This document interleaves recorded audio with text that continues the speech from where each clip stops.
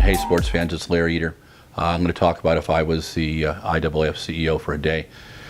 I love Sebco. I think he juggles a lot. There's minefields everywhere he goes. If he belches wrong, he's going to get in trouble, and he knows that.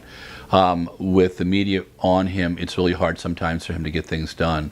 On the other hand, at European Athletics, Sven-Arne Hansen, a good friend of Seb's, is doing some very creative things. It's one thing to just survive the news cycle. It's another thing to manage the news cycle. I think the IAAF's got to manage the news cycle. And here's our points. One, bravo to the IAAF for discussing changing nationalities, but I think they need to include the U.S. in there as well.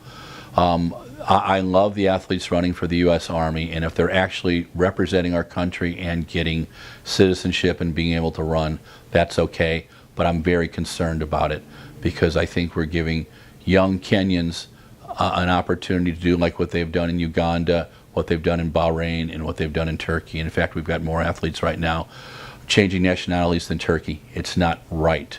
It's not right for the other countries either. I don't know what the answer is, but I know this part of the sport is wrong. Two, we've got to put more money into USADA and WADA for drug testing, but we've got to do it all year round. And if you're a top 20 country, if you're Jamaica, if you're Belarus, if you're the Ukraine, you need surprise testing, and it's got to be done. And the testing's got to be done correctly in every country. Short bans like this recent one in the U.S. With an unnamed hurdler, and I know it was very difficult for her, and we don't have the whole story, but it looks very cheesy, and that's the thing. We've got to make it look even-handed with the big countries and the small countries. And three, we've got to shake up how we do our championships.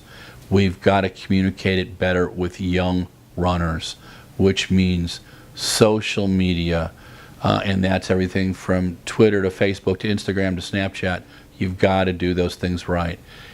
But the most important thing, if I was CEO of the IAAF, I would try to figure out where the problems were and delineate between the old IAAF and the new IAAF.